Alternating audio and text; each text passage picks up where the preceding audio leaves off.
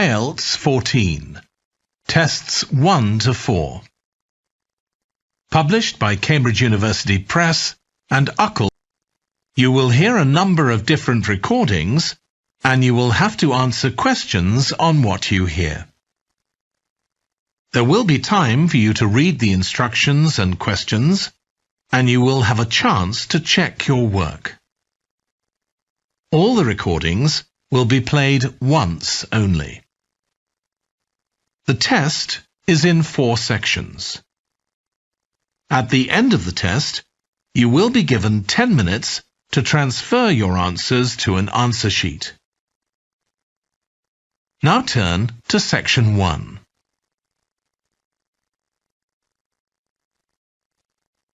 Section 1. You will hear a man phoning the customer services manager of a hotel to get information about holding a conference there. First, you have some time to look at questions 1 to 5.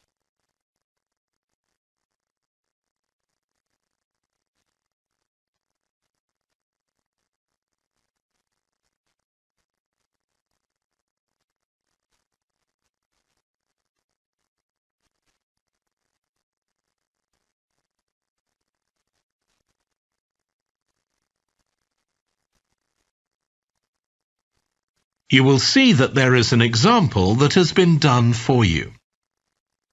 On this occasion only, the conversation relating to this will be played first. Hello, Flanders Conference Hotel. Oh, hi. I wanted to ask about conference facilities at the hotel. Have I come through to the right person? You have. I'm the customer services manager.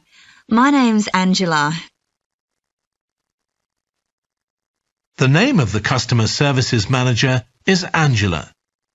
So Angela has been written in the space. Now we shall begin. You should answer the questions as you listen because you will not hear the recording a second time. Listen carefully and answer questions 1 to 5. Hello, Flanders Conference Hotel. Oh, hi. I wanted to ask about conference facilities at the hotel. Have I come through to the right person? You have. I'm the customer services manager. My name's Angela. So, how can I help you? Well, I'm calling from Barrett & Stanson's. We're a medical company based in Perth. Oh, yes? And we're organising a conference for our clients to be held in Sydney. It'll be held over 2 days, and we're expecting about 50 or 60 people. When were you thinking of having it? Sometime early next year, like the end of January. It'd have to be a weekend. Let me see. Our conference facilities are already booked for the weekend beginning January the 28th. We could do the first weekend in February. How about January the 21st? I'm afraid that's booked too. Well, let's go for the February date then. So, that's the weekend beginning the 4th. Okay. Now, can you tell me a bit about what conference facilities you have? Sure. So, for talks and presentations, we have the Tesla room. Sorry? Tesla, that's spelled T-E-S-L-A. It holds up to 100 people and it's fully equipped with a projector and so on. How about a microphone? Yes, that'll be all set up ready for you. And there'll be one that members of the audience can use too, for questions if necessary. Fine. And we'll also need some sort of open area where people can sit and have a cup of coffee. And we'd like to have an exhibition of our products and services there as well, so that'll need to be quite a big space. That's fine.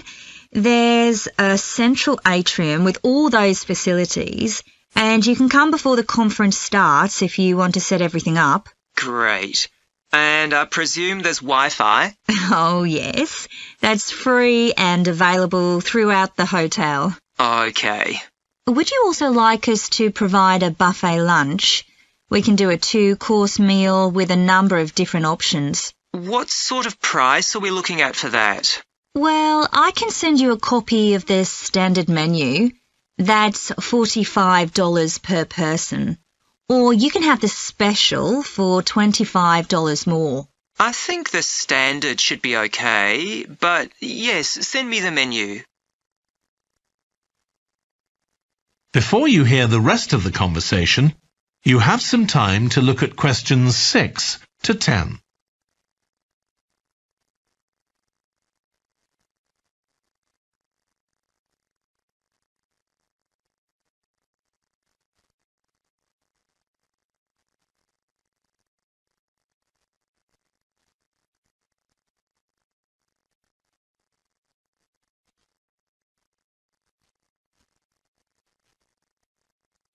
Now listen and answer questions 6 to 10.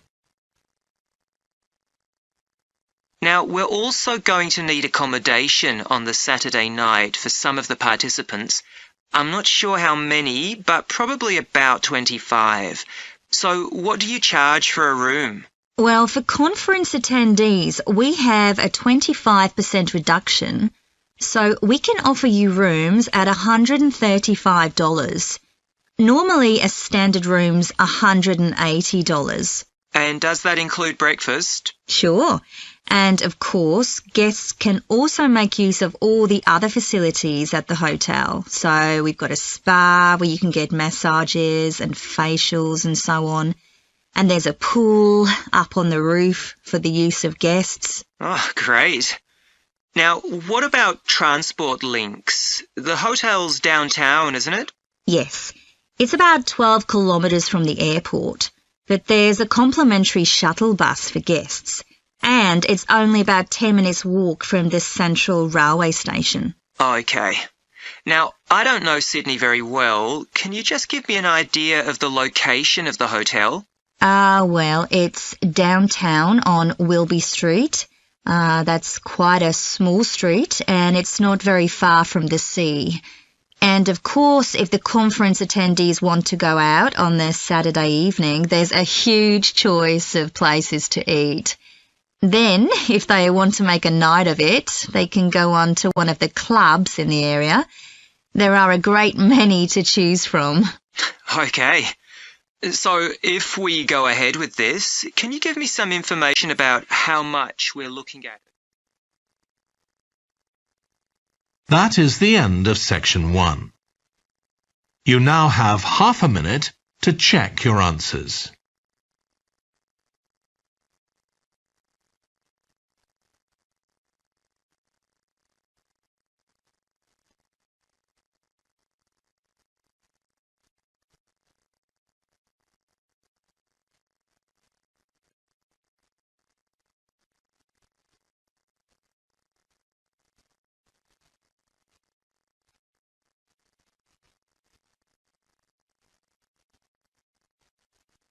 Now turn to section 2.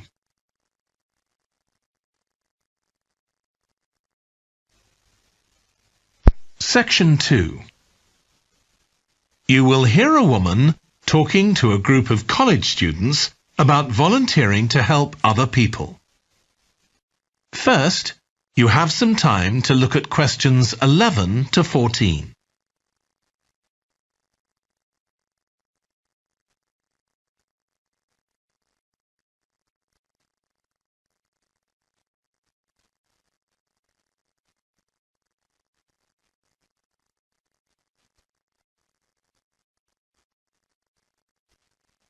Now listen carefully and answer questions 11 to 14. Good morning. My name's Lucy Crittenden, and I'm the Director of Operations for an organisation that arranges volunteering in this part of the country. I'm hoping I can persuade one or two of you to become volunteers yourselves. Let me start by briefly explaining what we mean by volunteering. Volunteers are teenagers and adults who choose to spend some time unpaid helping other people in some way. Most volunteers devote 2 or 3 hours to this every week, while a few do much more. The people they help may have physical or behavioural difficulties, for example. Volunteers can do all sorts of things, depending on their own abilities and interests. If they're supporting a family that's struggling, for example, they may be able to give them tips on cooking, or recommend how to plan their budget, or how to shop sensibly on their income. They might even do some painting or wallpapering, perhaps alongside any members of the family who are able to do it. Or even do some babysitting, so that parents can go out for a while. The benefit from volunteering isn't only for the people being helped. Volunteers also gain from it. They're using their skills to cope with somebody's mental or physical ill health, and volunteering may be a valuable element of their CV when they're applying for jobs. Employers usually look favourably on someone who's given up time to help others. Significantly, most volunteers feel that what they're doing gives them a purpose in their lives. And in my opinion, they're lucky in that respect, as many people don't have that feeling. Before you hear the rest of the talk, you have some time to look at questions 15 to 20.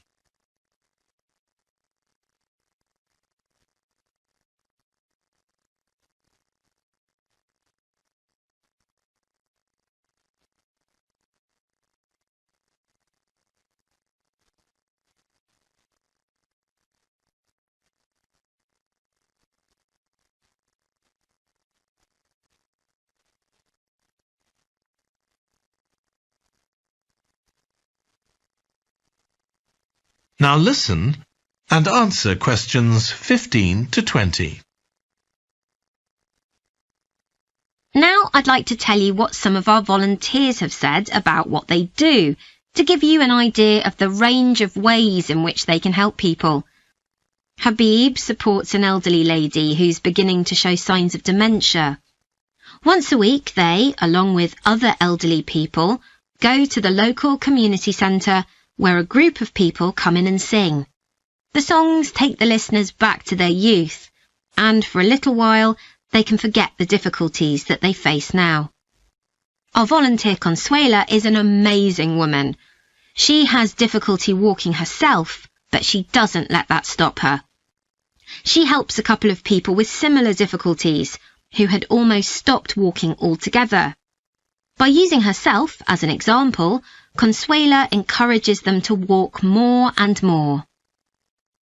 Min visits a young man who lives alone and can't leave his home on his own, so he hardly ever saw anyone.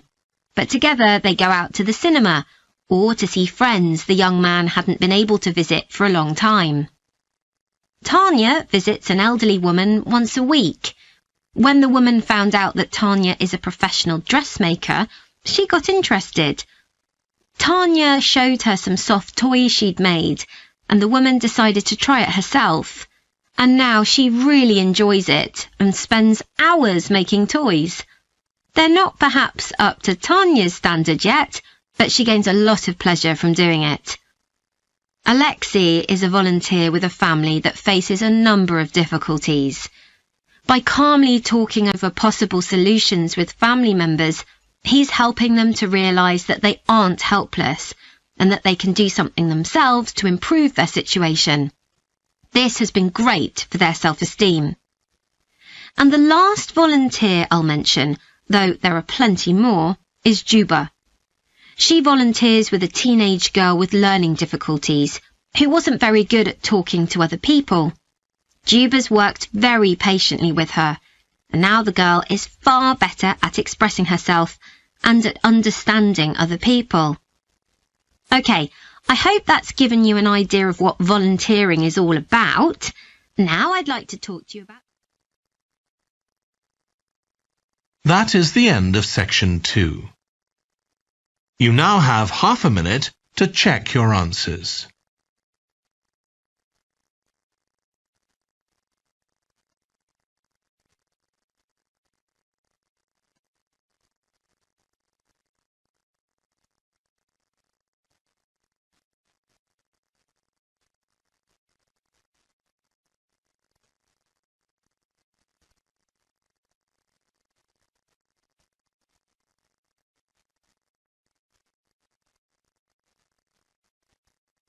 Now turn to Section 3.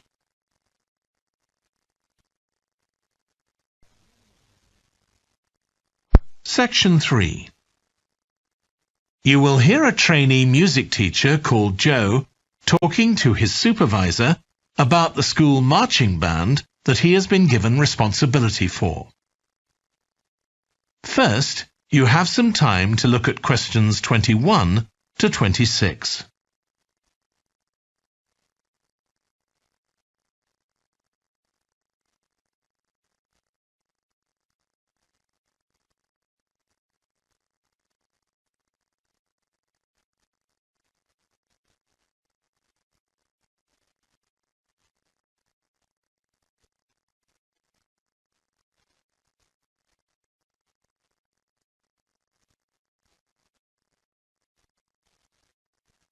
Now listen carefully and answer questions 21 to 26. So, how are you getting on with your teaching practice at the high school, Joe? Well, I've been put in charge of the school marching band, and it's quite a responsibility. I'd like to talk it over with you. Go ahead. You better start by giving me a bit of background. Okay. Well, the band has students in it from all years, so they're aged 11 to 18, and there are about 50 of them altogether. It's quite a popular activity within the school. I've never worked with a band of more than 20 before, and this is very different. I can imagine. They aren't really good enough to enter national band competitions, but they're in a regional one later in the term. Even if they don't win, and I don't expect them to, hopefully it'll be an incentive for them to try and improve. Yes, hopefully. Well, now the town council's organizing a carnival in the summer, and the band has been asked to perform. If you ask me, they aren't really up to it yet, and I need to get them functioning better as a band, and in a very short time. Have you been doing anything with them? Apart from practicing the music, I mean. I played a recording I came across of a drummer talking about how playing in a band had changed his life. I think it was an after-dinner speech. I thought it was pretty inspiring, because being in the band had stopped him from getting involved in crime. The students seemed to find it interesting, too. That's good. I'm planning to show them that old film from the 1940s, Strike Up the Band, and talk about it with the students. What do you think? Good idea. As it's about a school band, it might make the students realize how much they can achieve if they work together. That's what I've got in mind. I'm hoping I can take some of the band to a parade that's going to take place next month. A couple of marching bands will be performing, and the atmosphere should be quite exciting. It depends on whether I can persuade the school to hire a coach or two to take us there. They sound like good ideas to me. Thanks. Before you hear the rest of the discussion, you have some time to look at questions 27 to 30.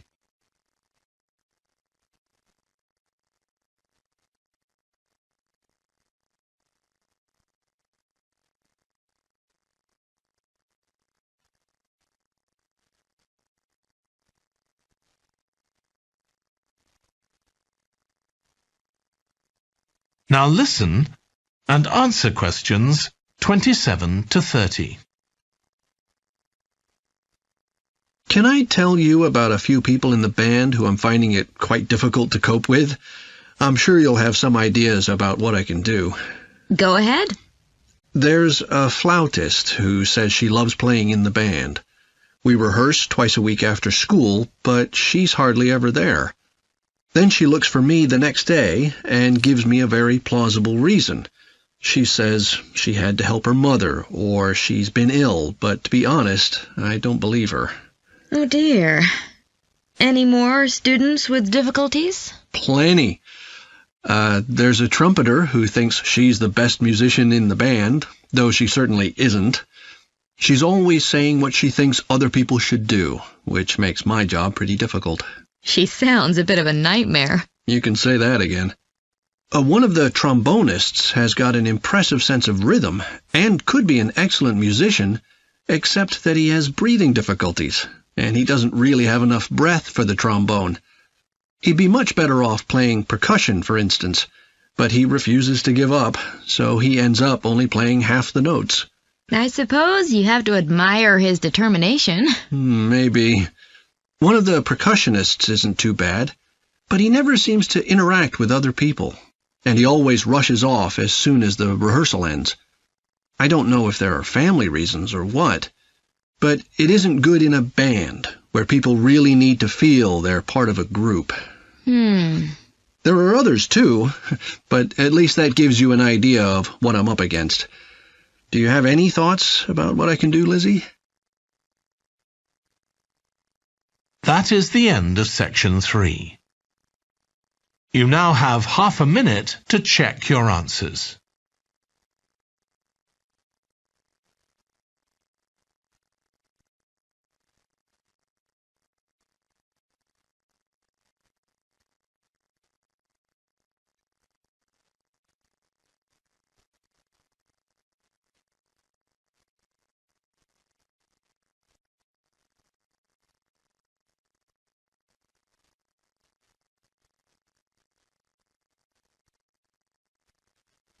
Now turn to section 4.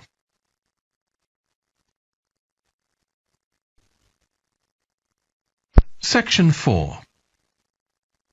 You will hear a British University lecturer in music talking about concerts in an arts festival.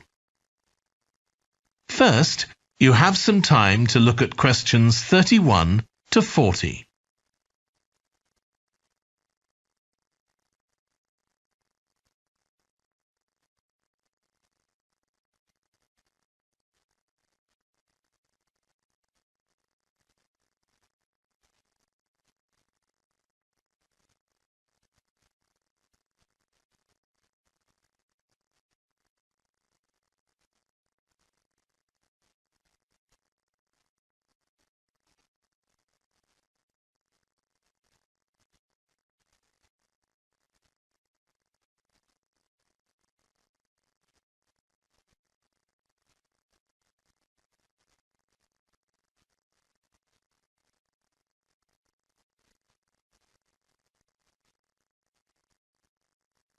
Now listen carefully and answer questions 31 to 40. As you all know, the university is planning an arts festival for later this year, and here in the music department we've planned 3 concerts. These will be public performances, and the programme has just been finalised. The theme of the festival is links between the UK and Australia, and this is reflected in the music. Each concert will feature both British and Australian composers. I'll tell you briefly about the Australian music, as you probably won't be familiar with that. The first concert will include music by Liza Lim, who was born in Perth, Western Australia, in 1966. As a child, Lim originally learned to play the piano, like so many children, and also the violin. But when she was 11, her teachers encouraged her to start composing. She found this was her real strength, and she studied and later taught composition, both in Australia and in other countries. As a composer, she has received commissions from numerous orchestras, other performers, and festivals in several countries. Liza Lim's compositions are vibrant and full of energy, and she often explores Asian and Australian Aboriginal cultural sources, including the native instrument, the didgeridoo. This is featured in a work called The Compass. Her music is very expressive, so although it is complex, it has the power of connecting with audiences and performers alike. In the festival, we're going to give a semi-staged performance of the Oresteia. This is an opera in 7 parts, based on the trilogy of ancient Greek tragedies by Aeschylus. Lim composed this when she was in her mid-20s, and she also wrote the text, along with Barry Kosky. It's performed by 6 singers, a dancer, and an orchestra that, as well as standard orchestral instruments, includes electric guitar and a traditional Turkish stringed instrument. Lim wrote that because the stories in the tragedies are not easy to tell. The sounds she creates are also disturbing, and they include breathing, sobbing, laughing, and whistling. The work lasts around 75 minutes, and the rest of the concert will consist of orchestral works by the British composers Ralph Vaughan Williams and Frederick Delius.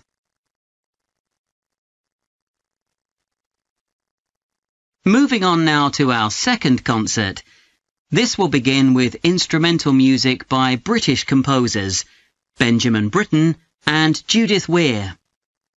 After the interval, we'll go to Australia for a piece by Ross Edwards, The Tower of Remoteness.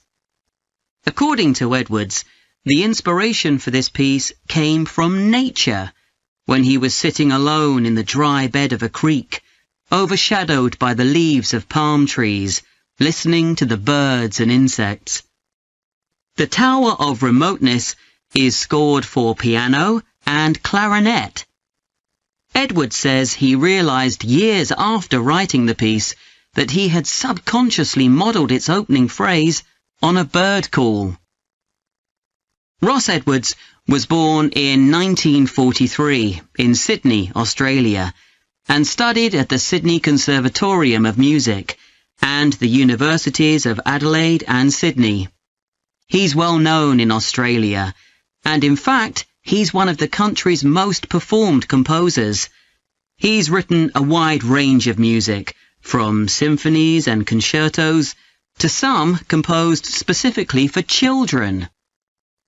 Edwards's music has been described as being deeply connected to Australia, and it can be regarded as a celebration of the diversity of cultures that Australia can be proud of. The last of the 3 Australian composers to be represented in our festival is Carl Vine. Born in 1954, Vine, like Liza Lim, comes from Perth, Western Australia. He took up the cornet at the age of 5, switching to the piano 5 years later. However, he went to university to study physics before changing to composition. After graduating, he moved to Sydney and worked as a freelance pianist and composer. Before long, he had become prominent in Australia as a composer for dance, and in fact has written 25 scores of that type. In our third concert, Vine will be represented by his music for the flag handover ceremony of the Olympics held in 1996. This 7-minute orchestral piece was of course heard by millions of people worldwide, and we'll hear it alongside works written by British composers Edward Elgar and, more recently, Thomas Adès.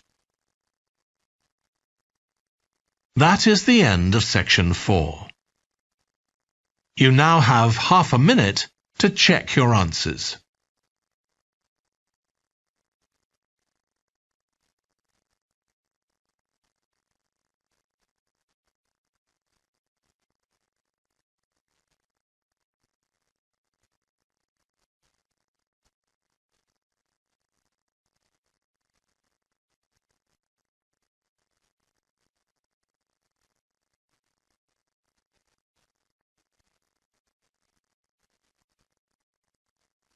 That is the end of the listening test.